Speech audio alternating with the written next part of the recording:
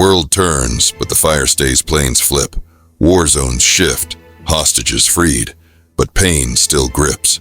A Delta jet spun in the sky, while Gaza rebuilds, asking why. Tombs uncovered, the past revealed. Yet new wars break with shattered deals. A storm rolls in with 70-mile-per-hour rage, while leaders talk and set the stage. The question stands, what's next to fall? A nation, a king, or nothing at all?